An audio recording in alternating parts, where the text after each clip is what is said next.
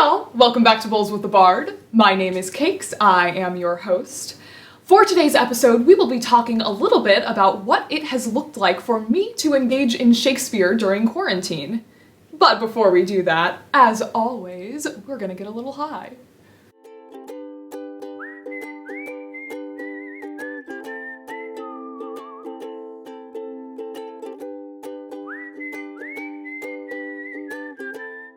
So, at the beginning of quarantine, back when we all thought that it was gonna be a 2-week quick little journey where we all got a little break from life, I thought I would use that time as a little bit of a break from Shakespeare.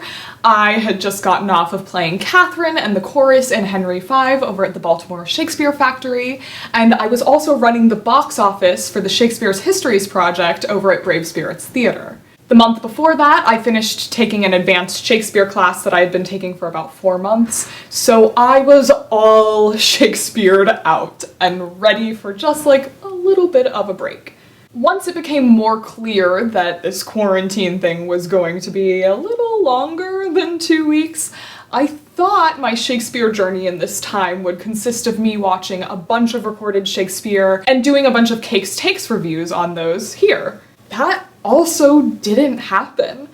As it sank in that the industry that I am a part of and that I love may not come back for a really long time, I got depressed, and it was really hard for me to watch Shakespeare on a stage without thinking about how long it was going to be before I got to do that again. But I was pleasantly surprised that instead of avoiding Shakespeare altogether, I was instead offered a ton of opportunities to engage with Shakespeare in an active way over Zoom, on the computer, and I want to share about all of those wonderful experiences with you now. My first means of engaging with Shakespeare came in the form of the Public Theatre's Brave New Shakespeare Challenge. Every week on their website, they uploaded a new monologue or scene that you could engage with in some way, shape, or form. They wanted you to be creative, they wanted you to have fun with it, and so every week I had a new piece of Shakespeare that I could memorize and do something fun with, and they did a really great job of picking material that was perfect for being creative within a certain contained bounds, as we all had to be. I got to play Romeo and Juliet and Prospero and Caliban and Hermione and some of the greatest Shakespeare characters out there. And I got to engage with those characters in a completely new way, because instead of thinking about them in the bounds of the play, I got to think of them within the boundaries of my world. It was thrilling, and though I eventually reached a point where I was ready to move on from engaging in that challenge, they are still uploading new challenges, so if you're looking for a way to engage with Shakespeare while we are still stuck in quarantine, that is a great way to do it, and a great way to connect yourself with the public theater. Why would you not want to do that? At the same time as I was doing the Brave New Shakespeare Challenge, I also joined a group of women who were just kind of reading Shakespeare's plays for funsies. Every week we would just randomly cast parts. There weren't enough of us for all of us just to have one part, so we would all get to play tons and tons of characters in each play. It was so exciting and wonderful for me because the stakes were very low, and I have always considered myself a really, really terrible reader.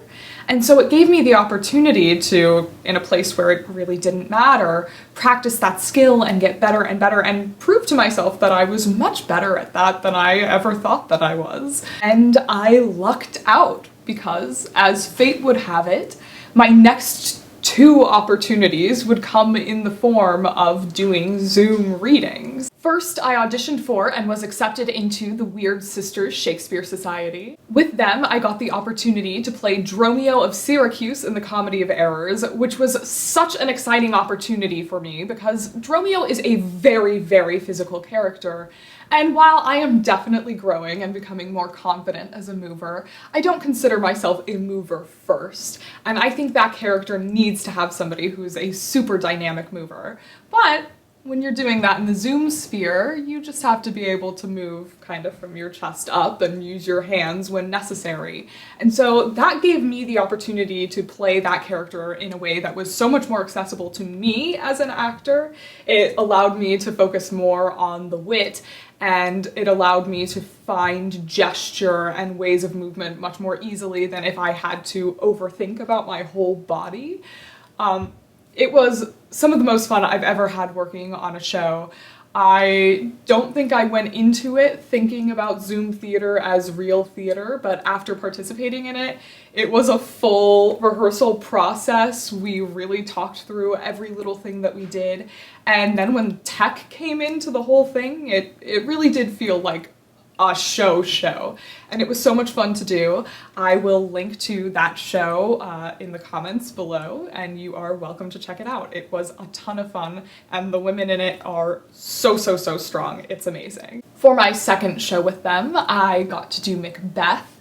I played the first witch, Lady Macduff, and Caithness. The show was directed by Elizabeth Ung, who had this incredible idea to play into the fact that we were on Zoom, to actually treat the whole play like it was a conversation that was happening over a Zoom call, or that like some of these things were being witnessed through Zoom, or through a FaceTime call, or through a text message conversation. She really brought the play into the 21st century and found a way of making Zoom theater horrifying. I shot every character in a different space in my house and had costumes laying around and had to do quick changes. It was ridiculous and gave me the most amazing adrenaline rush, and it felt just like performing in live theater because it was. We were performing live on Zoom, just not in the same space as our audience. It was a ton of fun, and I will also link to that show in the comments. My next opportunities came from The Show Must Go Online, who, if you have not checked them out yet and you are a Shakespeare lover, you have to check out their form of Zoom theater because it is so exciting. For my productions with the Weird Sisters, we would have 3 or 4 weeks of rehearsal in which we put the whole show together, and so you really did get a flow for everything that was happening, and by the time you did the show, you felt comfortable and you really knew what you were doing. It was in your body. The Show Must Go Online was not that. For The Show Must Go Online, you have about 3.5 days of rehearsal to put a whole show together before you do a live stream for an audience.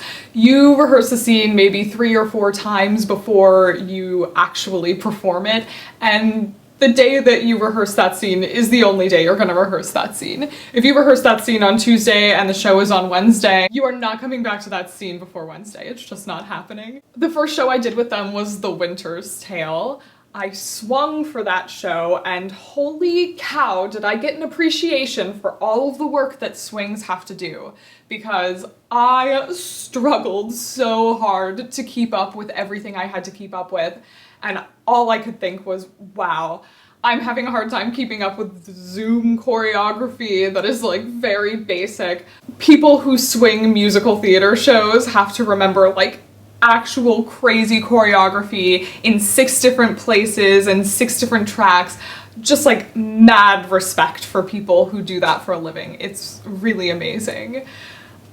It was so much fun to watch that cast work and to get to watch a global cast of Shakespeare actors do their thing. One of the coolest parts of The Show Must Go Online is that they really do make an effort to find actors from all over the globe. Between the 2 shows I did with them, I was working with actors from Australia, South Korea, the UK, people from all over the US, Iceland, and I'm pretty sure there were a few more places. They hired actors of all experience levels, so in both plays I got the chance to work with actors who have worked at the Globe and the RSC, which was amazing. The second show that I did with them was Henry VIII, which was a play that I had never read before. It was actually the only play in Shakespeare's canon that I had never read before.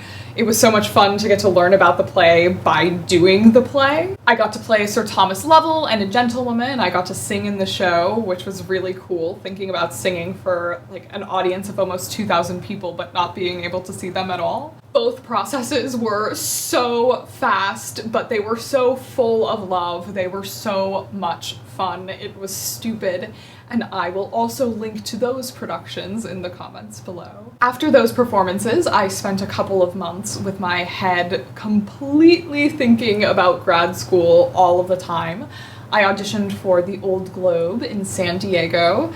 I did a whole episode about that last month, so if you're interested in that process, go ahead and watch it there. I won't go too deep into that. I practiced a whole lot of Portia's I Pray You Tarry speech. I felt really good about the audition, and now we're still just waiting to hear back.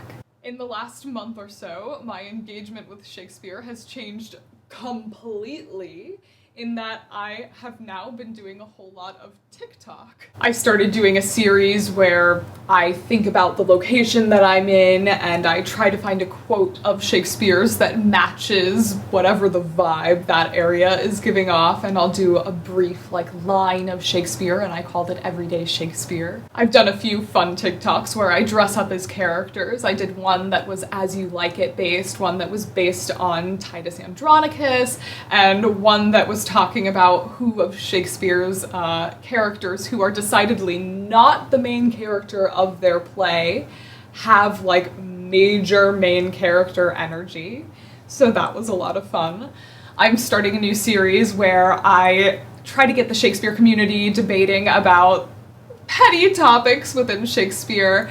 The most recent one that I did was asking people what their least favorite line of Shakespeare was. Next week's will be about Paulina and whether she's magical or not. It has been a ton of fun, and I feel like part of the point of Bulls with the Bard is to make Shakespeare feel more accessible. And putting Shakespeare on TikTok is another way of making him feel more accessible to everybody. Looking ahead to this next month of March, I will be rehearsing with the Baltimore Shakespeare Factory for As You Like It. I get to play Jaques, which I am absolutely stoked about. He's another one of those characters I never really pictured myself playing, but now that I get to play him, I am just pumped. He is melancholic and he is so into hearing himself speak, and I'm just very excited to revel in getting to play him. The most exciting part of this is that it is part of a series called the Kestrel on Air, which means that this will be a radio play. I have never done a radio play before, so this will be a new experience for me, and I'm really excited to learn how to do something like that. I think it's a really interesting medium, and one that has definitely become more popular as we have been stuck in quarantine.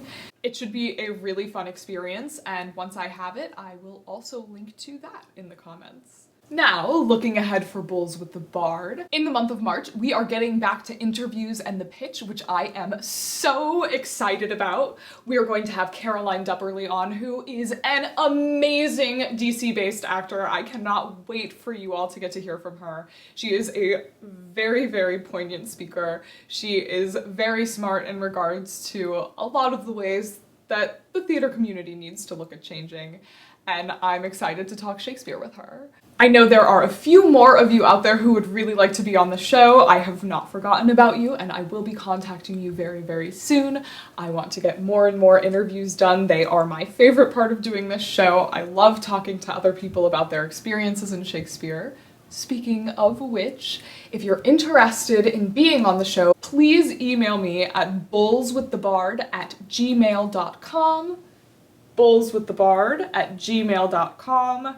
all lowercase. Give me a list of your experiences with Shakespeare. It'll just help me write you a bio when you come to be on the show. I really hope to hear from you. If you enjoyed today's episode and you would like to see more content like it, please like us on Facebook at Bulls with the Bard, subscribe to us on YouTube and ReadTube at Bulls with the Bard, and follow us on Instagram at Stoned Shakespeare. See y'all in March! Lay me where sad true lover never find my grave to weep there.